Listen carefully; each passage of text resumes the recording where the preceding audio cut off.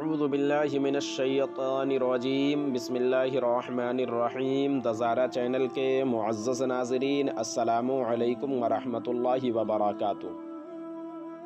ناظرین محترم، انسان جب ماں کی پیٹ میں 4 مہینے کا ہوتا ہے تو اللہ تعالیٰ کچھ چیزیں اس کے بارے میں اسی وقت لکھ دیتا ہے، جیسے کہ یہ کب پیدا ہوگا، کب اس کی موت ہوگی، اسے کتنا رزق یعنی دولت ملے گی، اس کی شادی کس سے ہوگی وغیرہ۔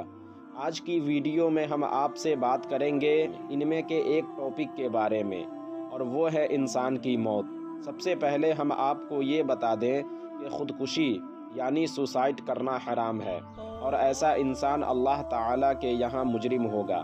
اب ہمیں یہ سمجھنا ہے کہ جب ایک انسان اپنی ماں کے پیٹ میں 4 مہینے کا تھا تو اللہ تعالیٰ نے لکھ دیا کہ اس کی موت 25 سال کی عمر میں ہوگی یا 50 سال کی عمر میں ہوگی، یا جب اس کی موت ہونے والی تھی وہ تاریخ لکھ دیا۔ لکھی ہوئی تاریخ کے مطابق انسان مر جاتا ہے۔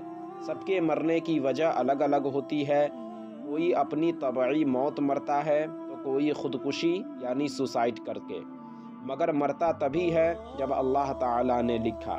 تو ایک طبعی موت مرنے والا یعنی کوئی ایکسیڈنٹ میں مرا، کوئی بیماری میں مرا، کوئی مکان کے اندر دب کر مرا وغیرہ۔ ایک انسان نے مرنے کے لیے اپنی جانب سے کوئی کوشش نہیں کی اور قدرتی طور پر مر گیا، قدرتی موت مر گیا، تو ایسا انسان اپنی موت پر مجرم نہیں ہوتا، اور نہ ہی اللہ تعالیٰ اس سے اس کی موت کے بارے میں پوچھے تو ایسے کیوں مرا۔ مگر ایک انسان جب خودکشی یعنی سوسائڈ کرتا ہے اور ٹھیک اسی تاریخ اور وقت پر کرتا ہے جو تاریخ اللہ نے اس کے لیے مقرر کی، اور مر جاتا ہے، تو یہ خودکشی کرنے والا انسان اللہ کے یہاں مجرم اور قابل گرفت کیوں ہوتا ہے؟ آخر ایسا کیوں؟ آج کی ویڈیو میں ہم آپ کو اسی کا جواب دیں گے۔ انسان کی جان انسان کے پاس اللہ تعالیٰ کی امانت ہے، یعنی ہماری جان کا مالک اللہ تعالیٰ ہے۔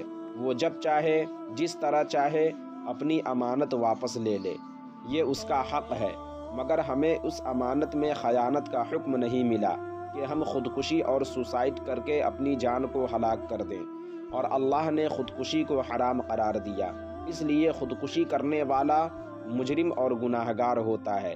یاد رکھیں، خودکشی کرنے والا اگر اپنی جان کو خود سے ہلاک نہ بھی کرے تو بھی اس کی موت اسی وقت ہوگی، مگر خودکشی کرنے والا مجرم اس لیے ہوا کیونکہ اس نے ایک حرام کام پر عمل کر کے اپنی جان کو گنوا دیا۔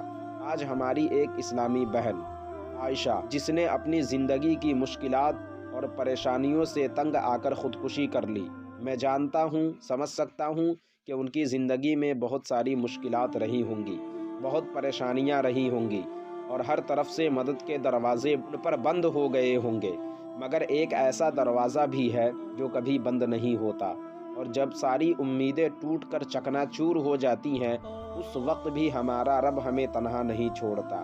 اللہ تعالیٰ کا فرمان ہے وَمَن يَتَّقِ اللَّهَ يَجْعَلْ لَهُ مَخْرَجًا، یعنی جو اللہ سے ڈرے تو اللہ تعالیٰ اس کے لیے ہر مشکلات سے نکلنا آسان فرما دیتا ہے۔ دوسری جگہ فرماتا ہے لا تقنطوا من رحمت اللہ، کہ اللہ کی رحمت سے نا امید نہ ہو، اور تیسری جگہ ارشاد فرمایا لا یکلف اللہ نفسا الا وسعها، یعنی اللہ تعالیٰ کسی انسان پر اس کی طاقت سے زیادہ بوجھ نہیں ڈالتا، یعنی انسان کو اتنی ہی پریشانیاں آتی ہیں جتنی اس میں سہنے کی طاقت ہے۔ حدیث پاک میں ہے کہ دنیا مومن کے لیے قید خانہ یعنی جیل ہے، اور جیل کے بارے میں سمجھانے کی ضرورت نہیں کہ جیل ایسی جگہ ہے جہاں ہر طرح کی پریشانیاں ہوتی ہی ہیں۔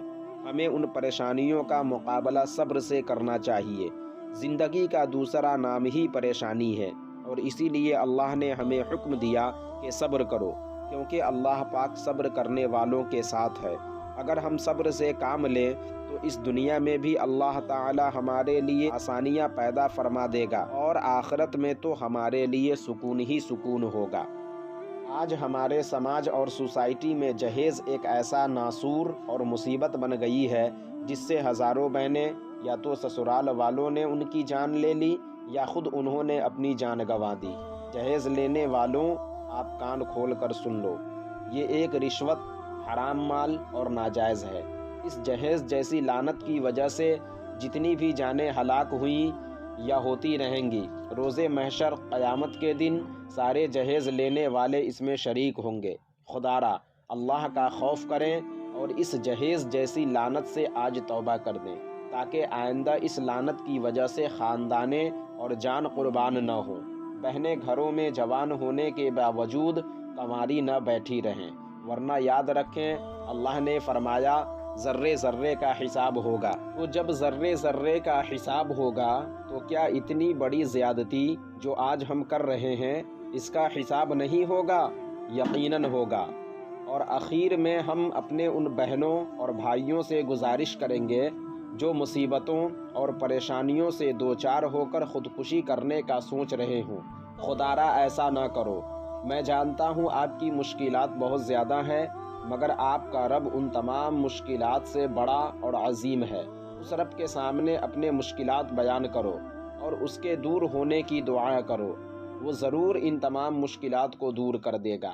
اور اگر یہ مشکلات ختم نہ بھی ہوئے تو یہ ہمیشہ رہنے والی مشکلات نہیں، بلکہ ہمارے دنیا سے جاتے ہی یہ تمام مشکلات ختم ہو جائیں گی اور پھر سکون ہی سکون ہوگا۔